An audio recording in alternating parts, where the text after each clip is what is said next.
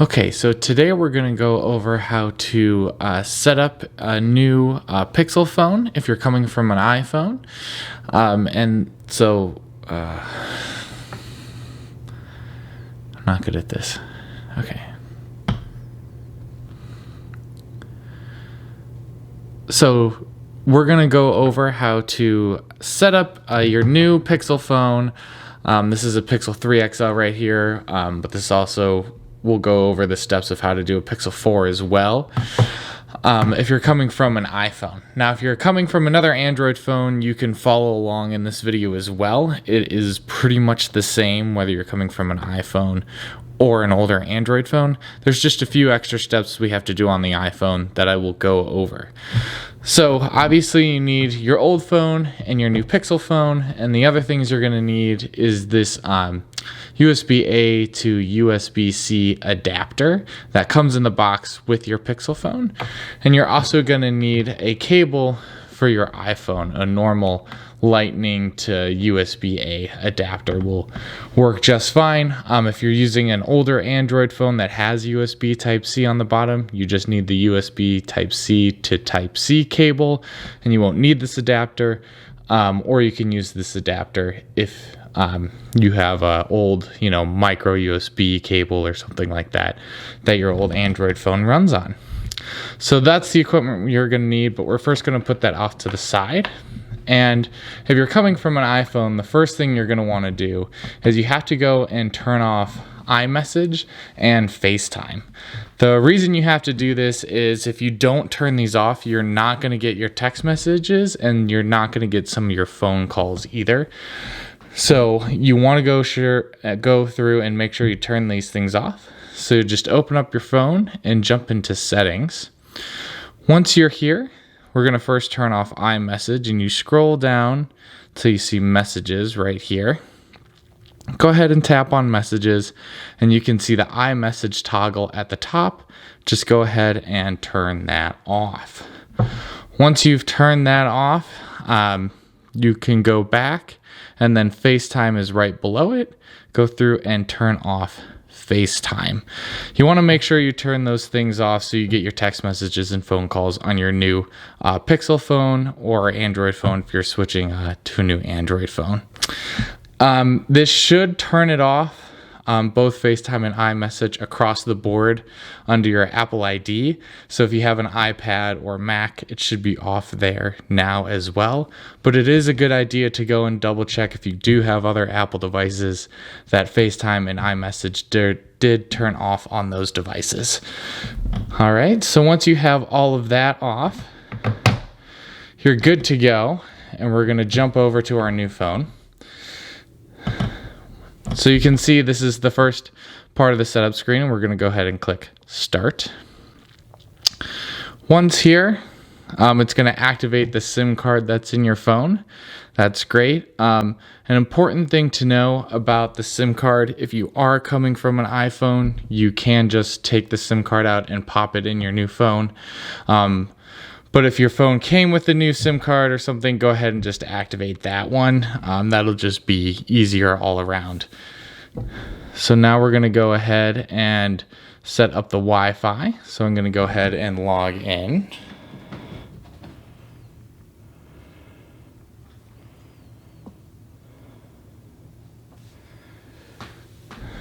And it's going to go ahead and take a second to connect here. Once connected, it's just going to check for any updates it might need before we continue setting up the phone. But it should be good to go.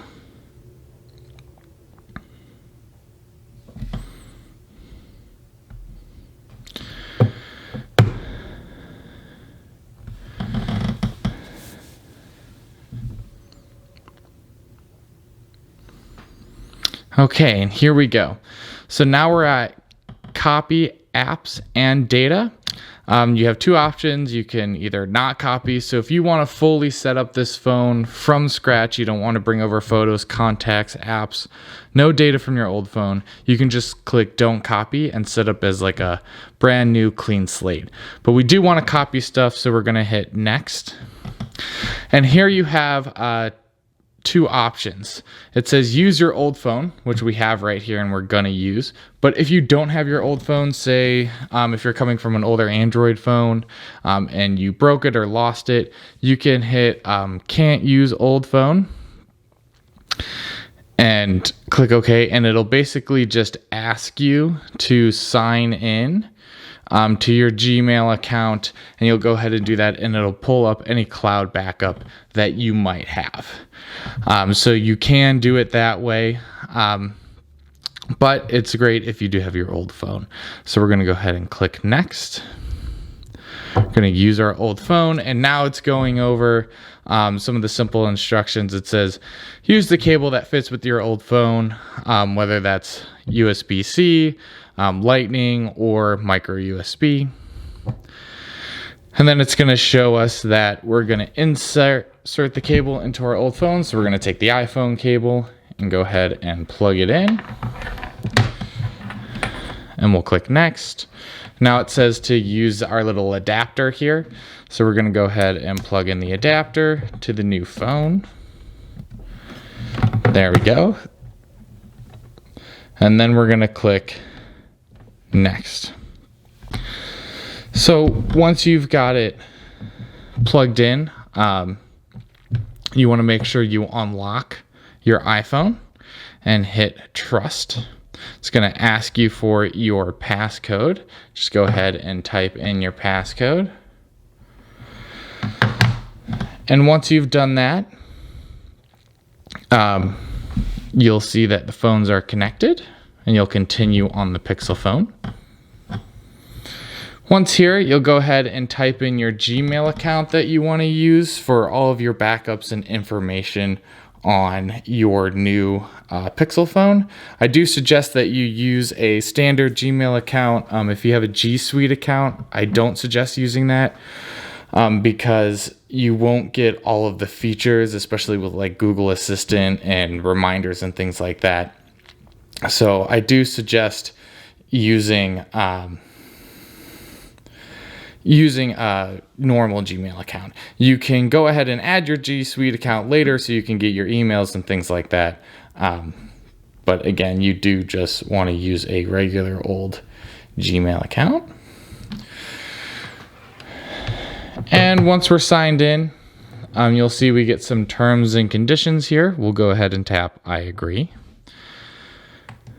And go ahead, it's going to tell us to unlock the iPhone. There we go. Now it's going to look for all of the data on the old iPhone and bring it over.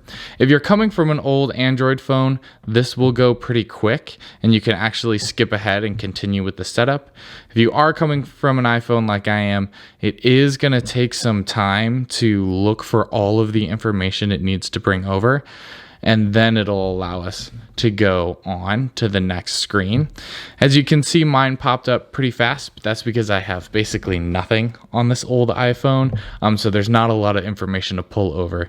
Just know if you are coming from an iPhone, it is going to take a lot longer than that to pull up all of the information, so just be patient. But from here you can see a bunch of stuff we can bring over or not. So if I didn't want to bring over my message data, I could go ahead and turn that off, so I won't bring over my old text messages and stuff. Apps, I could turn that on and or off, or I can actually tap on apps and select which apps I want to bring over and which ones I don't. But we're going to go ahead and just bring everything over and click copy. Again, it copied everything really fast because I don't have much on this phone. Again, give it some time. In practice that I've done with other people, this could take up to 30 minutes, if not longer, of a whole process of just copying the data over, depending on how much they have stored on their older phone.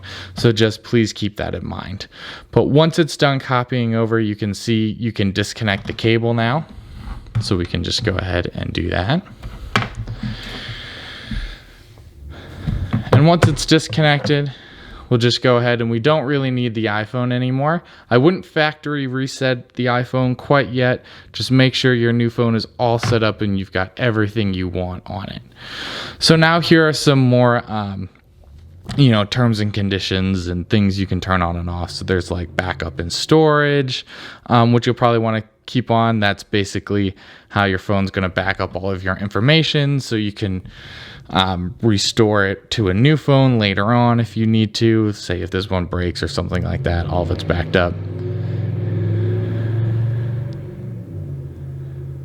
Here's user location, all of this kind of stuff.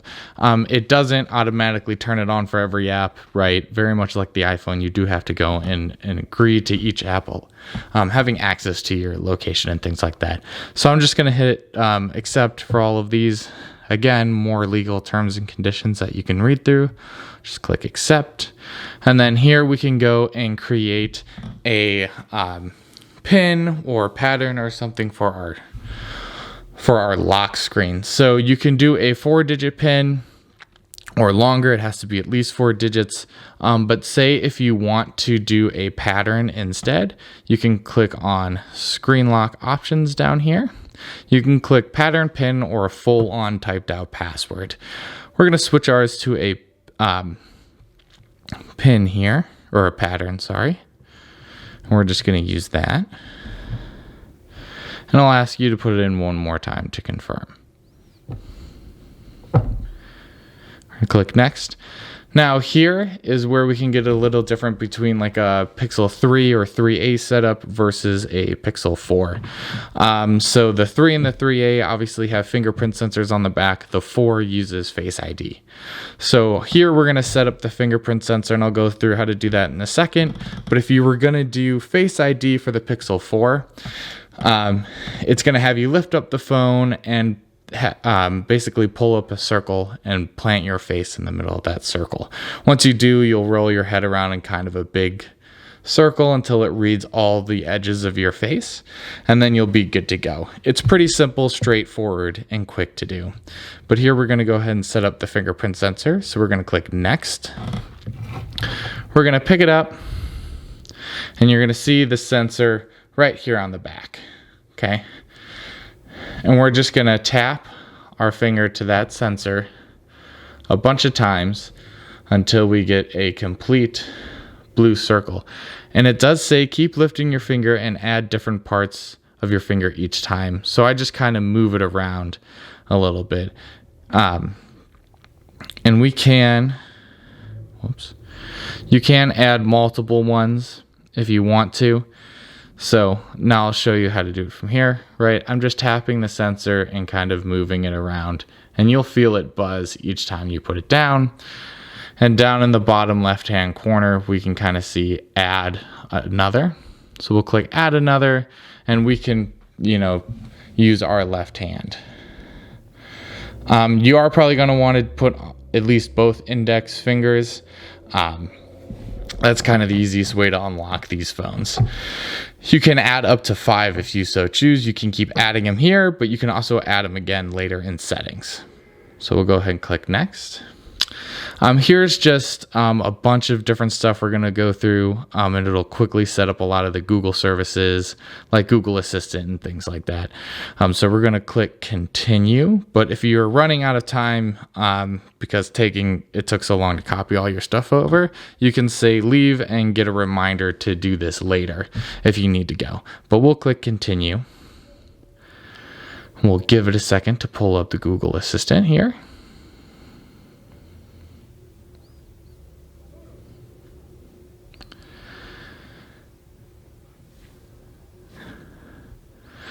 Here we go.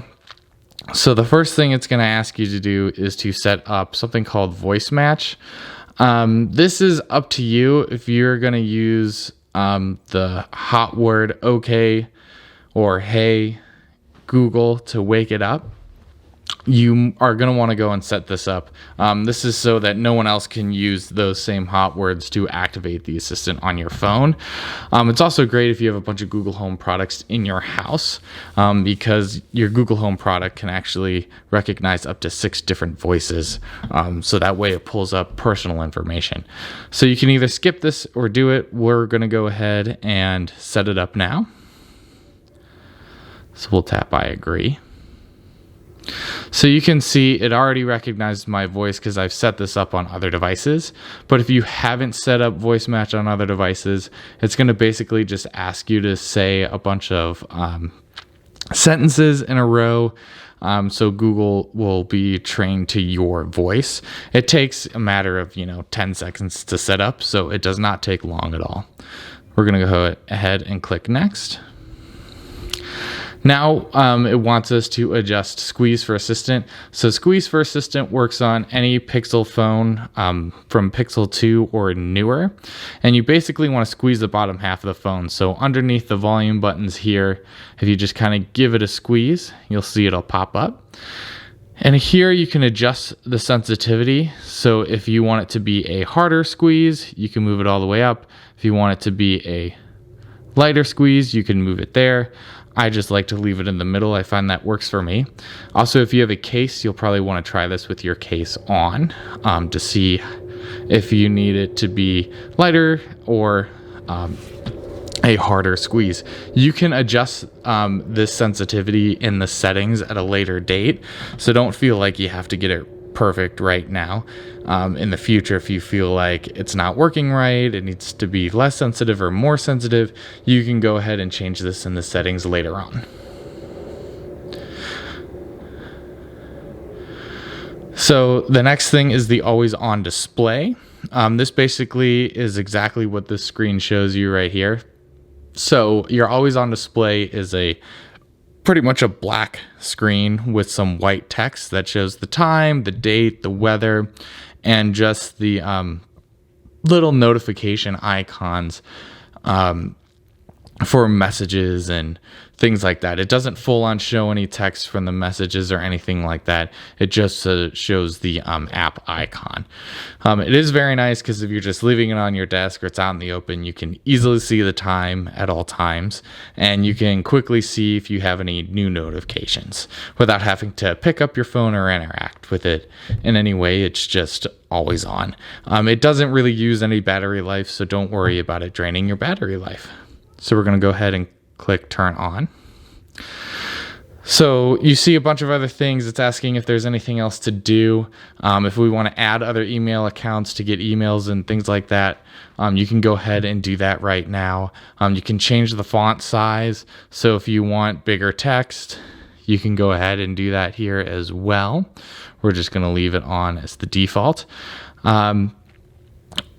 The other thing is identify music around you.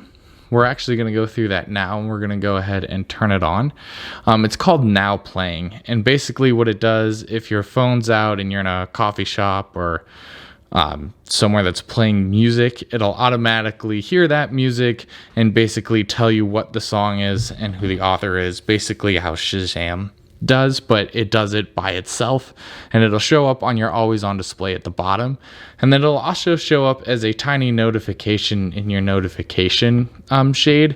It doesn't ding or anything like that, so it's not obnoxious or anything, but if you do want to go and add that song to Spotify or something, you can find it in the notification, click on the notification, and add it to Spotify or Google Play Music or YouTube Music or whatever service you pretty much use. It is handy. It does not send any information through the internet. It does it all on device, so it is pretty secure too. So we'll go ahead and turn that on. And it just says allow Pixel ambient services to record audio. That's just the service that Now Playing runs through. So we'll click allow. So we pretty much have everything set up the way we want to, so we're going to click done for now. But again, you can add email addresses and stuff here. You can also change any of this later on in the settings. So we'll click done. There we go. So it's loaded all of our stuff. There's the stay up to date on the latest features and services from Google. If you want to get emails from Google, you can go ahead and turn that on. It will be on by default. I know mine wasn't. That's because I've set it up previously before to not do that. But it will be on by default. So make sure you turn that off. Unless you want to get all those emails, they are pretty helpful in giving you tips and tricks and stuff. But if you don't want those, make sure you turn that switch off. Now we're going to click all set. So So it's going to show everything that it brought over, everything that it's copied.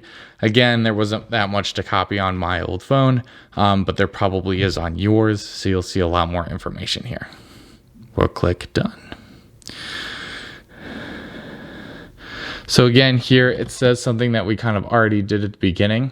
It says to keep receiving SMS messages from iPhone users, that's text messages, you'll need to turn off iMessage on your old phone. You can still use iMessage on other devices like an iPad. In practice, sometimes that still messes it up. So you can leave it on your iPad, but if you're not getting text messages on your phone and you know you turned it off on your old phone, go and check your iPad, because that doesn't always work the way as advertised.